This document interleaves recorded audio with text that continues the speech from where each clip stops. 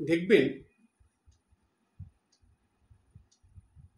এই যে মনোবিদ্যায় প্রশংসার কথা বলতে গিয়ে যেটা বলেছে অ্যাকসেপ্টেন্সের কথা, এই অ্যাকসেপ্টেন্সটা খুব গুরুত্বপূর্ণ প্রত্যেকটা মানুষের জীবনে। এমনকি পশু পাখি জীবজন্তুরাও অ্যাকসেপ্টেন্স চায়। দেখবেন বাড়িতে যখন গৃহপালিত পশু পাখিরা থাকে, তাদেরকে যদি আপনি একটু ভালো করে আদর না করেন, একটু প্রশংসা না করেন, অর্থাৎ তাদের সম্বন্ধে ভালো কিছু না বলেন, ওরা কিন্তু কথা বলতে পারে না, কিন্তু বুঝতে তো পারে। সুতরাং আমি দেখেছি যে যারা ওদেরকে একটু আদর করে, একটু ওদের সঙ্গে ভালো করে কথা বলে, একটু খেতে দেয়, তাদের দিকে ওরা বেশ খেয়াল রাখে, তাদের সঙ্গে থাকে, তাদের কাছে যায়। কিন্তু যারা তাদেরকে দেখতে পারে না, তাদেরকে দূরে দূরে রাখে বা তাড়িয়ে দেয়, দেখবেন কয়েকদিন পরে সেই প্রাণীরাও, মানে গৃহপালিত পশু পাখিরাও সেই মানুষটার কাছ থেকে দূরে দূরে সরে যায়, তাকে দেখলে দূরে চলে যায়। অর্থাৎ এরাও মনের ভাব বুঝতে পারে। ঠিক মানুষের মধ্যে তো এটা আরো বেশি। তাই দেখবেন যে যারা অপরের প্রশংসা করে না, অপরের ভালো দেখতে পারে না, তারা কি করে, অপরের সম্বন্ধে খারাপ কিছু বলে, নিন্দা করে, তাদের মনোভাব এমন হয় যে তারা এরকম করছে মানে কি, সে অপরকে যার সম্বন্ধে করছে তাকে গ্রহণ করতে পারছে না, তাকে সহ্য করতে পারছে না। তার মানে তার প্রতি তার মনোভাব সম্পূর্ণ অন্যরকম করে ফেলেছে, অর্থাৎ খারাপ মনোভাব সম্পূর্ণ হয়ে গেছে। তো এই যে খারাপ মনোভাব, এটা যদি যেই মানুষটার প্রতি হয়, তাকে মুখে কিছু না বললেও কিন্তু ওই মনের ভাব, আচার আচরণ, ব্যবহারের দ্বারা সেটা পরিষ্কার বোঝা যায়। সেই জন্য যেই মানুষ অপর একজন মানুষকে পছন্দ করছে না, তার সম্বন্ধে ভালো কিছু বলছে না, ভালো কিছু দেখছে না, তাকে অ্যাকসেপ্ট করছে না, অপর মানুষটা সেটা কিন্তু ঠিক বুঝতে পারে, এবং যার ফলে সে ধীরে ধীরে তার সঙ্গে একটা ভালো সম্পর্ক থাকলেও সেটা নষ্ট হয়ে যায়। এই রকমভাবে দেখা যাচ্ছে বর্তমান সময়ে এটা এত প্রবল হয়ে গেছে যে বর্তমান সময়ে মানুষের মনের চিন্তা ভাবনা, মুখের কথা, কাজ, এগুলোর মধ্যে তো মিল খুঁজে পাওয়া যায় না। তাই কি হয়, মানুষের মধ্যে এত মনোমালিন্য শুরু হয়ে যায়। যখন মানুষের ভিতরে এই অপরকে অ্যাকসেপ্ট করার, অপরকে প্রশংসা করার, অপরের প্রশংসা শোনার এই ভাবগুলো থাকবে, তখনই দেখবেন আবার এই সম্পর্কগুলো ভালো হয়ে যাবে। অর্থাৎ মন মুখ এক করতে হবে। এই মন মুখ এক না করলে কোনো দিন মানুষ অপরের ভালো দেখতেও পারবে না, শুনতেও পারবে না, বলতেও পারবে না। তাই এর জন্য কি দরকার জানেন? প্রশ্ন হলো এটা যে বর্তমান সময়ে এটা কেন হচ্ছে, অত্যাধিক এটা কেন বেড়ে গেছে? তার কারণ মানুষের মধ্যে দৈবী গুণ অনেক কমে গেছে। আর দৈবী গুণ কমে গেছে বলেই আসরিক গুণ বেড়েছে। কেননা গুণের তো দুটো ভাগ, হয় দৈবী গুণ নয় আসরিক গুণ। যখনই দৈবী গুণ সরে যাচ্ছে তখনই আসরিক গুণ চলে আসছে। আর আসরিক গুণ সবসময় মানুষকে স্বার্থপর করে দেয়, সবসময় খারাপ দিকে নিয়ে যায়, অপরের ভালোর মধ্যে খারাপ দেখতে শুরু করে, আর কারো ভালো প্রশংসা বা তার সম্বন্ধে কোনো ভালো কথা সে বলতে চায় না। অর্থাৎ তার মন দিনের পর দিন ছোট হয়ে যায়, ন্যারো মাইন্ডের হয়ে যায়। কিন্তু যাদের মধ্যে দৈবী গুণ থাকবে, তাদের মনের মধ্যে উদারতা থাকবে, তাদের মন অনেক বড় থাকবে, এবং তারা অপরের প্রশংসা যেমন শুনতে ভালোবাসবে, অপরের প্রশংসা করতেও ভালোবাসবে। স্বামীজি বললেন এই গুণ কাদের মধ্যে থাকে? যাদের মধ্যে দৈবী গুণ আছে তাদের মধ্যেই এই গুণের প্রকাশ পায়। দেখুন, একটা খুব সুন্দর উদাহরণ আপনাদের দিই। একটা বড় জলাশয়, সেই জলাশয়ের মধ্যে থেকে যদি কখনো জল 1-2 বালতি নিয়ে যাওয়া হয়, সেই জলাশয়ের মধ্যে কিছু কম পড়ে না, জলটা একই রকম থাকে, সেটাই মনে হয়। আবার তার মধ্যে যদি 2-4 বালতি জল ঢেলে দেওয়া হয়, তবুও সেই জলের মধ্যে কোনো পরিবর্তন আসে না, জলটা প্রায় একই রকম থাকে। এর অর্থটা কি জানেন? যাদের মন অনেক বড়, যাদের মধ্যে অনেক দৈবী গুণ আছে, তাদের অপরের প্রশংসা শুনলে, ভালো গুণ শুনলে আনন্দ হয়। তাদের মধ্যে কোনো হেলদোল হয় না, অর্থাৎ তাদের মধ্যে কোনো খারাপ কোনো চিন্তাভাবনা আসে না। তাদের ওই ভালো গুণ শুনে তারা আরও আনন্দিত হয়। আবার তারা যখন অপরের সম্বন্ধে ভালো গুণের কথা বলছে, ভালো কিছু বলছে, তাতেও তাদের কোনো ক্ষতি হচ্ছে না। কেন? তাদের মধ্যে প্রচুর ভালো গুণ আছে। যার কাছে অনেক ভালো কিছু থাকে, সে যদি অত ভালো জিনিসের মধ্যে থেকে দুই একটা জিনিস কাউকে দিয়েও দেয়, তাতে তার কোনো অসুবিধা হয় না।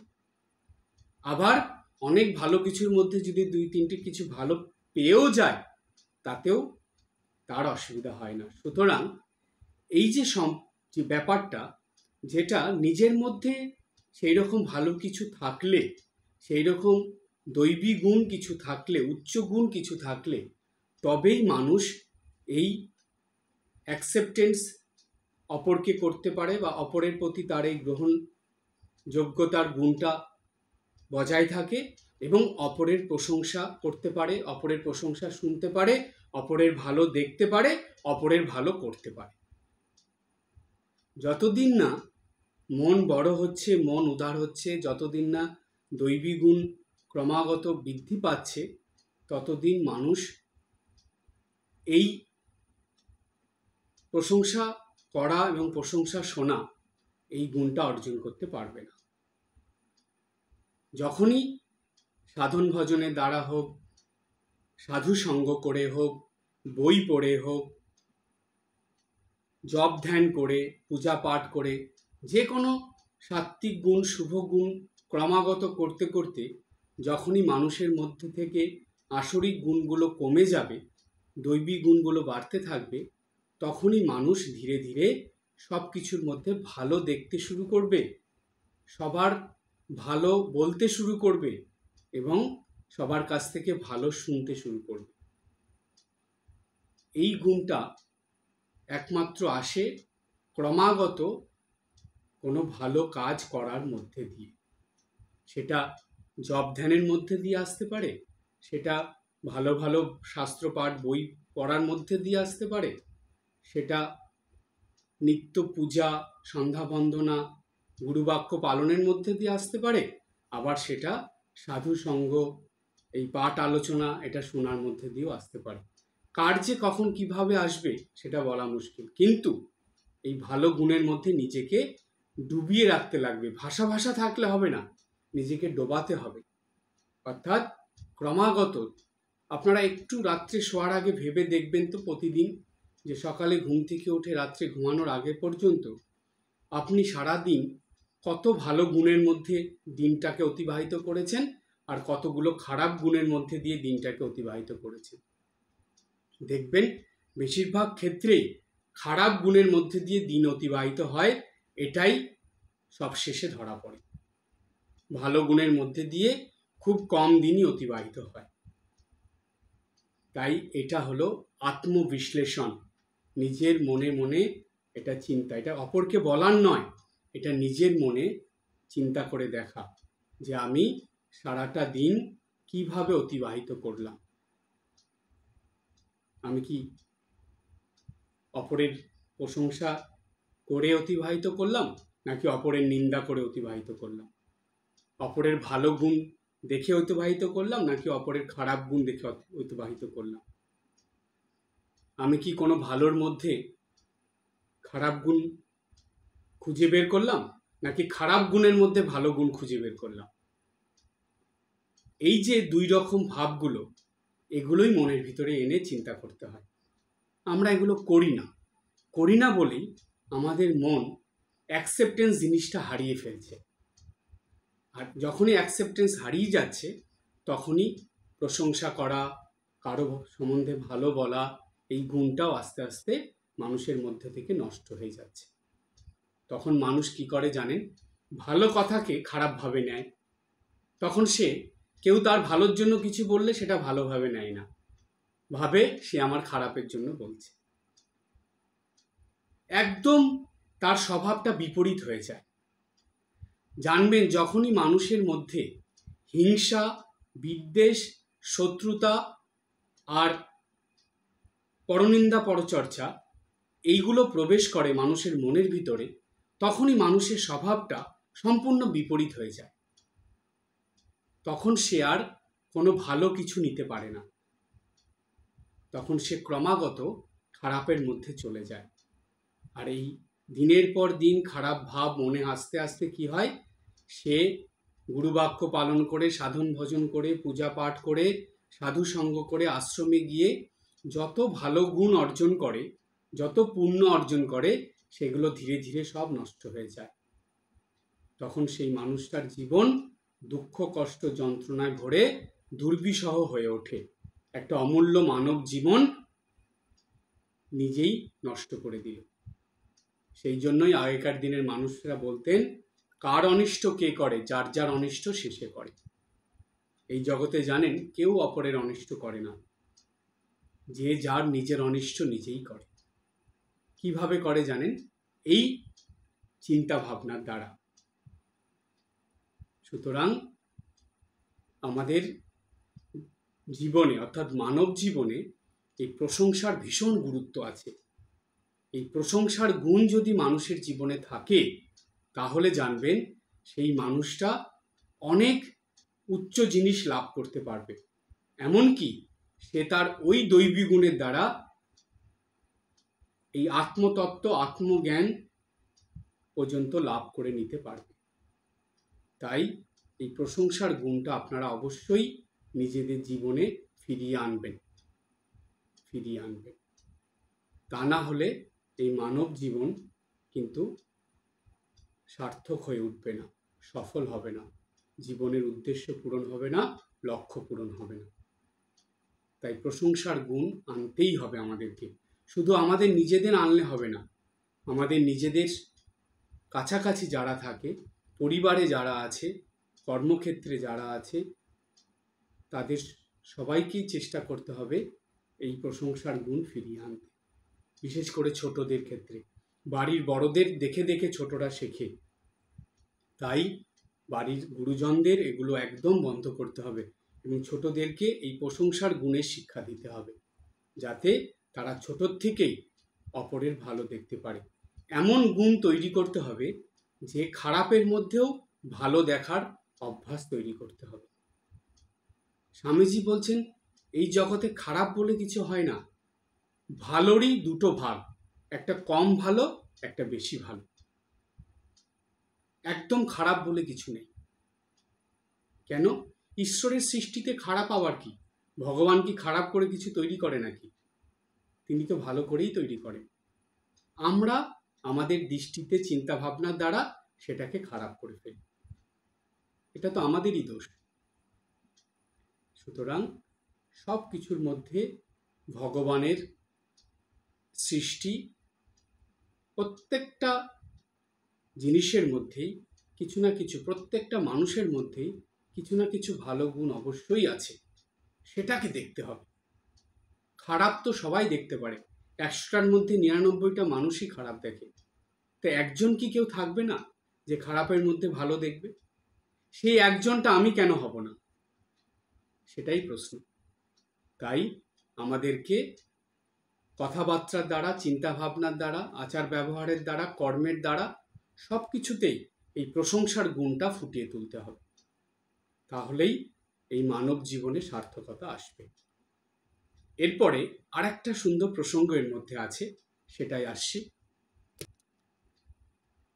22 নম্বর মন্ত্রে নচিকেতা প্রথমে আমরা পেলাম যে যমরাজের কথা শুনে যমরাজকে একটু প্রশংসা করলেন। কি প্রশংসা করলেন? যে যমরাজকে বললেন যে দেখুন, আপনি তো নিজেই বলেছেন যে সব দেবতাদের কাছেও এটা কঠিন একটা বিষয়, যে আত্মতত্ত্ব সম্বন্ধে তারাও ভালোভাবে জানে না বা বলতে পারে না, তাদের কাছেও আত্মতত্ত্ব পরিষ্কার নয়।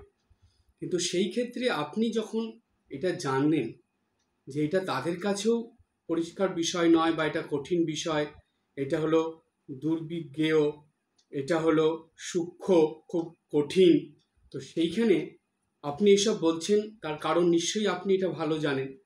আর আপনি শুধু ভালো জানেন না, মানে আপনার মতন ভালো আর কেউ জানে না। এই কথা নচিকেতা বললেন প্রথমে, কারণ তার এখানে পেলাম আমরা যে নচিকেতা যমরাজের প্রশংসা করলেন, যে তাকে বললেন যে না, আপনি ছাড়া এইরকম আত্মতত্ত্বের জ্ঞান কেউ বলতে পারবে না, আপনার মতন বক্তা কেউ নেই এত ভালো, এই আত্মতত্ত্ব সম্বন্ধে বলার মতন মানুষ নেই। তার মানে নচিকেতা বোঝালেন যে দেবতারাও যেটা বলতে পারবে না সেটা আপনি পারবেন। এইখানে আর একটা জিনিস আমরা পেলাম, নচিকেতা কিন্তু যমরাজের কাছে এই যে প্রশংসাটা করলো সেটা কিন্তু খুব নম্র হয়ে করলো, এবং তার সঙ্গে অনুরোধের সুর ছিল, অর্থাৎ নম্রতার সঙ্গে অনুরোধ। এটা একটা খুব বড় গুণ মানুষের জীবনে, যে মানুষ যখন ভদ্র হয় তো ভদ্রতার সঙ্গে তার মধ্যে নম্রতা আসে, এবং সেই নম্রতার সঙ্গে সে যখন কোনো মানুষকে, উচ্চস্তরের মানবকে বা উচ্চস্তরের মানুষকে কিছু বলে, সেটা তখন তার অনুরোধের সুরে সেটা আসে। অর্থাৎ অনুরোধ করছে, কিন্তু সেই অনুরোধটা ভদ্রতা নম্রতার সঙ্গে হচ্ছে। এটা সেই যে গুণ, যে প্রশংসার গুণ, সেই গুণের থেকে এই আর একটা গুণ আসলো, সেটা হলো ভদ্রতা নম্রতার গুণ। যেই গুণের ফলে যে কাউকে কিছু বললে সেটা যে আদেশ করা বা সেটা যে তাকে অর্ডার করা হচ্ছে সেটা বোঝায় না, বরঞ্চ তাকে অনুরোধ করা হচ্ছে সেইটা বোঝায়। আমি দেখেছি, জানেন, একটা মজার ব্যাপার বলি, বেশ কিছু ভক্তরা আছে, তারা প্রণাম যখন জানায় তখন এমনভাবে বলে যেন মনে হচ্ছে সে এটা অর্ডারের মতন করে বলছে, যে আমার তো মাঝে মাঝে ভয় লেগে যায় যে বাপরে আমি কি অন্যায় করে ফেললাম। সে এমনভাবে প্রণাম মহারাজ বলে যে আমি আটকে উঠি। তো আবার আছে কিছু ভক্তরা এত সুন্দর করে বলে যে আর একবার শুনতে ইচ্ছে করে। তো ওই যে ব্যাপারটা, যে আমরা অন্তর থেকে করছি নাকি দায় সারা কাজ করছি, সেটা বুঝতে হবে। যদি আমরা অন্তর থেকে করি তাহলে সেটা অনুরোধের মতন করে আসে, বা সেটা নম্রতার সঙ্গে প্রকাশিত হয়। আর যদি দায় সারাভাবে করি, অনিচ্ছা সত্ত্ব করি, অশ্রদ্ধাভাবে করি, তাহলে সেটাকে কিন্তু অন্যরকম শোনায়। সেটা তখন ভয়ের কারণ হয় কিংবা বিরক্তির কারণ হয়। তাই নচিকেতা এখানে আর একটা শিক্ষা দিলেন। প্রথম শিক্ষা হলো যে প্রশংসার গুণ আনতে হবে। প্রশংসার গুণ থাকলে যে কোনো কাজ সহজ হয়ে যায়। দ্বিতীয় শিক্ষা হলো যে কোনো কাজ করার সময় কোনো মানুষকে যখন কিছু বলতে হয় তখন সেটা ভদ্রতা নম্রতার সাথে অনুরোধের সুরে বা অনুরোধের মতন করে বলতে হয়। আর তৃতীয় শিক্ষা, আর একটা শিক্ষা আছে এখানে, সেটা কি আমরা পেলাম, শেষে নচিকেতা যমরাজকে বলল যে না, আমি যেটা চেয়েছি, যেই বরটার কথা বলেছি, সেটাই আমার চাই। অর্থাৎ ন অন্য বরস্তুল্য এতস্য কশ্চিৎ। এই যে বরটা আপনার কাছে চেয়েছি, আত্মতত্ত্বের কথা জানতে চেয়েছি, এটা ছাড়া অন্য কিচ্ছু আমি চাই না। তাহলে দেখুন, এখানে তৃতীয় শিক্ষা নচিকেতা দিল যে নিজের কথার প্রতি দৃঢ়তা থাকতে হবে। আর এই নিজের কথার প্রতি দৃঢ়তা কখন আসে মানুষের জীবনে জানেন? যখন মানুষের মন মুখ এক থাকে এবং কার্য এক থাকে, অর্থাৎ চিন্তা ভাবনায়, কথা এবং কাজের মধ্যে মিল থাকে, তখনই মানুষের কথার মধ্যে দৃঢ়তা আসে। তা না হলে বর্তমান সময়ে দেখবেন মানুষের কথার মধ্যে দৃঢ়তা পাওয়া যায় না। সকালে একরকম বলছে, বিকেলে একরকম বলছে, রাত্রে আরেক রকম বলছে। যেটা ভাবছে কিছুক্ষণ পরে সেটা চেঞ্জ করে ফেলছে। কাউকে কথা দিচ্ছে, সেই কথা রাখছে না, কথা বলছে মনেই থাকছে না কি বলেছে। সুতরাং এই যে জিনিসগুলো হচ্ছে, কেন হয় জানেন? তার মানে তার কথা এবং কাজের মধ্যে মিল নেই। মনের সঙ্গে কাজের চিন্তা ভাবনার কথাবার্তার মিল নেই। আর নেই বলেই সে সিকোয়েন্স হারিয়ে ফেলছে। আর তার কথার মধ্যে কোনো দৃঢ়তা আসছে না, মানুষকে কথা দিয়ে কথা রাখছে না, এবং যেটা বলছে সেটা সে নিজেই পালন করছে না, তো অপরকে কি বলবে? কিন্তু এইখানে নচিকেতা যেটা বলছে সেই কথার মধ্যে কতটা দৃঢ়তা দেখুন। যমরাজ বলার পরেও সে কিন্তু, নচিকেতা কতটুক ছোট ছেলে হয়েও সে কিন্তু তার নিজের কথার থেকে সরছে না। সে বলছে, না, আমি যেটা বলেছি সেটাই আমার চাই, আমি এটাই জানতে চাই। আর সেই কথাটা ধরে রাখার জন্য সে কত সুন্দর যুক্তি দিল, এবং সেই সঙ্গে প্রশংসা করলো, অনুরোধ করলো, এবং তারপরে তার নিজের কথা দৃঢ়তা ধরে রাখল। সুতরাং দেখবেন অনেক ক্ষেত্রে আমাদের এরকম হয়, নিজের কথা দৃঢ়তা ধরে রাখার জন্য আমরা অনেক সময় মানুষের সঙ্গে সম্পর্ক খারাপ করে ফেলি, রাগারাগি করে ফেলি, তাকে উল্টোপাল্টা কথা বলে ফেলি, নিজের কথা রাখার জন্য খারাপ ব্যবহার করে ফেলি, অনেক কিছু করি।